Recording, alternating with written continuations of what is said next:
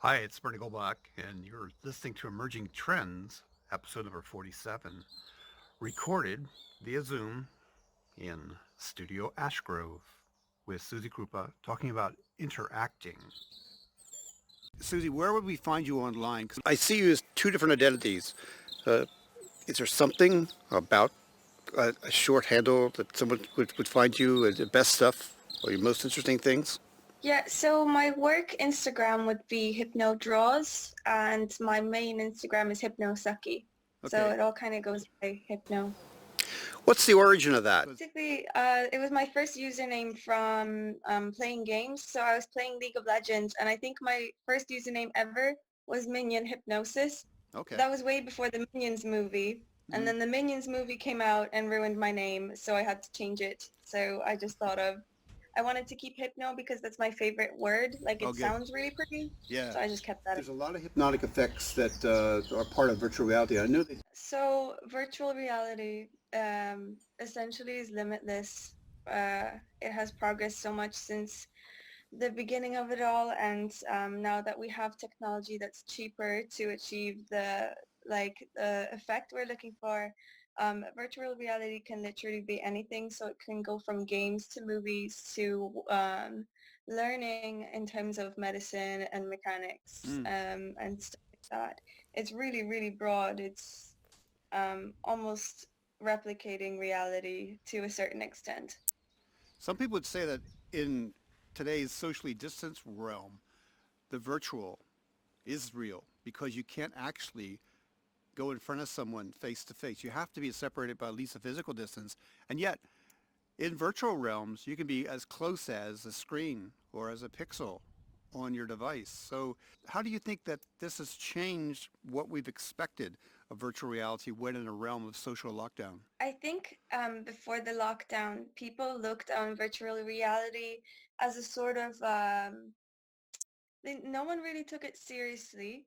And now that we are pushed to stay at home and virtual reality is the closest we can imagine to being next to someone, I think it's being viewed in a completely different light. I think it's being seen as something completely more useful than before. Um, and definitely something worth looking into more now than ever before. You use something new in a new realm, a new world, a new technology now that you are limited to just maybe communicating across a screen. I mean, for example, I've known people that are conducting 3D, well, Oculus Quest enabled sessions. Have you done something like Mm. that in the last 2 weeks? I don't have my hands on any Oculus equipment, so I Mm. haven't really thought into it. But yeah, I mean, the closest thing I got was video call, but I guess that's not the same. But Yeah. people who get to do it are really lucky. I would definitely try it. Could you imagine yourself doing, um, you'd have to have the gear to do this, doing some kind of like a hypnosucky roll, hula hoop roll with a Mm. webcam and in Quest. Could you imagine doing that yourself? Because I mean, that would blend a natural interest I think you have about outdoor exercise with music, with virtual. I mean, could you see yourself doing that someday? Yeah, definitely. That'd be really fun. I think that's the best way of interacting with people, especially in these times. It's if you have something to do, like running a little class, a hula hoop class would be so Yeah, fun, because you actually have a basis on which you should be interacting with someone instead of just, yeah, talking about nothing, talk about being stuck in space. So yeah, yeah. that sounds like fun. Because you do the same thing. I have a daughter who does majorettes and she can't practice now. But it's the same kind of thing. You have movement and backbeat and somebody else you're working with. So you don't want to do it on your own. You could practice the moves on your own. But it's a lot more interesting if you can go on a virtual stage with three other people and you can see yourself Hmm. choreographed together. And I know that kind of an app has to exist. And I can see right now there'd be an interesting need for it. And it would make the authentic representation when the majorettes go to a concert, for example, better because people have practiced together. And to make all this kind of stuff Hmm. happen, you need some technology, motion sensors, sound, color, frame rate, all that stuff's important. Can you break that down for us? What do we actually need to get to this higher level of virtual interaction? Well, it depends on what we're doing. Like if we're going back to hula hooping and trying to imagine that in that space, definitely motion sensors would be an important part. Color, I think, would be so useful if you could use it to track the sensor and where the movement is going. Like, for example, if I was to move my hand like this, if there was a color following the outline to show what I'm Yes. doing, that would be so useful to understand the flow of everything that's Yep. happening. Yep. Frame rate also, frame rate is how clear the video looks or how clear the movement is, and you'd need at least 30 to 60 frames per second for any sort of Yep. tutorial or skill to make sense, you know? I can imagine you doing like a hula hoop session with your hands, well, with a wristband that follows the hands, and then the hula hoop itself Mm, would have an accelerometer, basically a light sensor inside of it. Like I've seen some bicycles with reflectorized tires, and look really mesmerizing at night. Same thing with a hula hoop. So yeah. it's kind of low tech because you don't need an Oculus setup to make it work, and yet it's so essential for you to see the Mm. move as it's happening. Now, you'd mentioned some things that have happened by necessity. People are virtualizing their interaction. Have you seen, or do you think it's going to be a natural thing to allow people at professional conferences to have breakout rooms that are happening on the side during a regular scheduled conference in virtual rooms? Do you think that's going to now happen because of what's occurred to this world during the coronavirus? Yeah, definitely. I feel this virus is starting to normalize the use of technology even further. It's really, before we would just use technology as a more of like a friendly thing, and now it's spreading out into Hmm. business so much more and education so much more. Um, that yeah, after this is over, I think we'll all be pretty used to doing all of this like on a daily basis. So do you think at And we're learning that it's actually really useful as well. yeah, So do you think at the entrance phase, instead of just dropping off your portfolio, there ought to be a requirement for the prospective student to enter a virtual realm and interact? You think that ought to be something that everyone factors into to the equation, saying, "Hey, you're coming onto this BSC. We really like your stuff and the hyperlink you provided, and maybe the actual physical objects you're showing us. But now we want to talk to you about it." Do you think that's going to be an essential ingredient for a truly authentic program that trains a 21st century game art designer? Yeah, I think so. I think there's only so much you can get information you can get from kind of a physical Hmm. perspective, and we have so much more information coming from the online and tech perspective. They all both give completely different forms of information, and you're basically going to be looking for both. That's clever. I mean, like in the past, last century, it was the finished physical object, the curated object, the something that a peer looked at and said, "Oh, that's really good work," or that a teacher said, "Well done, you really reimagined that product." But now, what you basically said was, there's only so much you can get from that physical representation, and I agree with you. But I think it is something that's definitely come into clear focus right now. Something that's not focused for me is the concept of light field. Would you explain that for me? Light field. Yeah. See, it's slipping my mind a little bit. I know that I know the meaning of light field, but I Okay. had it and now I've lost it. Let's find out what's interesting. So we're recording this on Zoom, and I'm going to repackage it inside of an audio clip. And in that audio clip is going to be a link that goes directly to Lightfield as explained by something that's deep in the bibliography of what you presented. As a background, anyone listening or seeing this, Suzi's presented in a classroom session the chapter called Interacting, written by Kevin Kelly, the futurist, the executive editor of Wired magazine. And in it, a bibliography referred to a lot of these high-end technologies which are iterating since the book itself was published. But what I do know you could talk about is the concept of presence. Your presence sells who you are, what you represent, what the company has to offer as a service or as a company producing products. Explain why presence sells. Why present cells? You have such interesting ways of phrasing these questions. Well, Let it's me from just, your notes. These are from your notes. You actually say the word presence sells. I said, I agree. Now, what's your yeah, take on yeah, that? yeah. Present cells.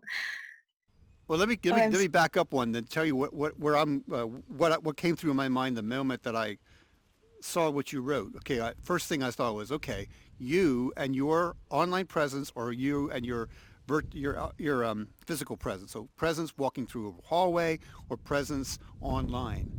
Both of them will inadvertently present a message or sell a concept. The concept could be, hi, this is me and my identity. I'm walking through this physical space, and with me are two of my friends, and that is telling you, that's selling you the idea that I, Susie, have friends.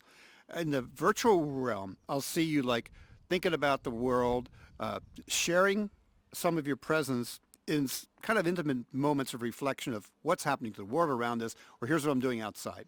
So what you're selling me is on the opportunity that I too could be in that zone. I could be watching it in the real world, or I might be able to, I might be feeling, you might be selling on to me the idea that this is something that I should feel as well, or at least be attuned to. Now, you can do it the other way, a capitalistic way, and say, without a real strong online presence or strong interactive virtual presence, you're never going to sell your service, your product, or who you are to somebody because they're not going to see you or want to interact with you. But I want to know from your perspective. I put words in your mouth, maybe, but this is what I saw in my mind when I saw the words you wrote, present sells. So take it from there. Am I wrong? Yeah, no, you're completely right. It just depends on where you are putting your presence. Like there are so many different places where you have to put yourself into and be a certain way. Mm-hmm. Like my presence here is like important because I have thoughts on this topic and I want to share them. But let's say you're in an online chat room and you're much more relaxed. Your presence might be your humor Mm. or the way your avatar looks or acts Yeah. or your way of speaking. It's translating who you are into all these different forms of communication, Mm. if you know what I mean, like all Oh these yeah. different apps, areas that you can be yourself. Like Yeah. presence could be literally anything. It just depends on who you want to be and what you're trying to show. Yeah. The Um, what I thought is that I occasionally go to Sunday evening 3D camps. They're 3D meetups, and they're not called 3D camps. They're 3D something. I'm immediately sold on the expertise of certain people based on how fluid they are with their conversation or by the gear that they're wearing. So you can tell someone that has an Oculus rig connected to them because they're much more fluid in the motions they can do and the actions they can do. If you were working for a company that was involved in virtual reality or virtual education, immersive education or something like that, and you were the front man, you were the person who was coding some of the stuff, building some of the stuff, or trying to sell on the service, how you interacted with that client, prospective client, interacted with them online. It could be just a simple exchange of messaging, or it could be a product that you're asking them to look at, and you're interacting with them online. It could sell that service and the commission you'd earn on the back of how you presented it.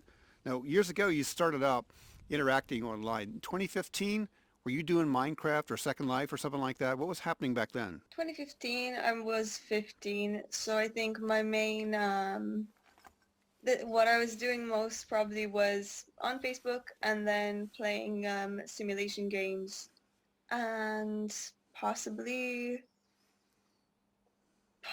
being on something like no, Omegle was gone by then. I think Facebook would have been my main form of like social Hmm. online connections.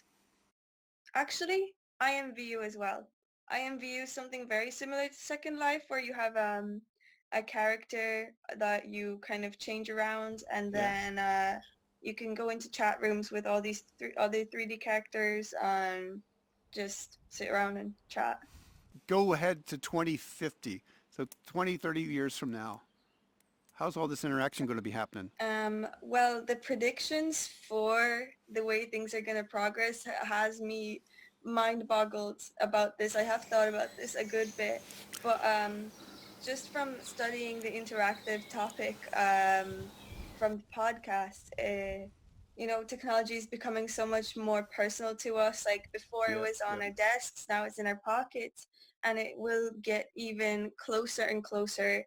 There was talks about clothing which has like little meshes that track your temperature and movement and everything else. Mm. Also, another interesting point is, let's say surgery for if someone has like it struggles to connect their brain to, like, let's say their arm or something. We use brain chips to help them Mm-hmm. connect their thoughts to that robot arm or their arm, and that has not been tried on a healthy brain before. So trying to imagine what use a brain chip would be in like a healthy person is also extremely interesting. I think it's going to get so much closer. We don't even realize that. We think we're close to technology now, but we are literally going to merge together in about 20 or 30 years, I think. That's that's good stuff. I appreciate all this insight you've shared, Susie. And there are other conversations like this that are happening online. The creatives in the Climate Campus. We talk about stuff where creativity meets technology.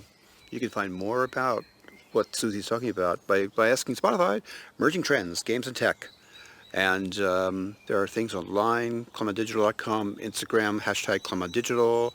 The point to all these things, and I'm releasing this podcast as a podcast. The Zoom clip is a podcast. The backing track is Andre Louis.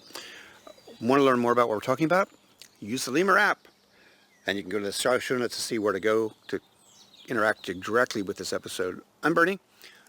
Bernie Goldbach, Top Gold. That's Suzi, Krupa, Hypnosaki. Thanks for listening to Emerging Trends, Games, and Tech. Bye for now.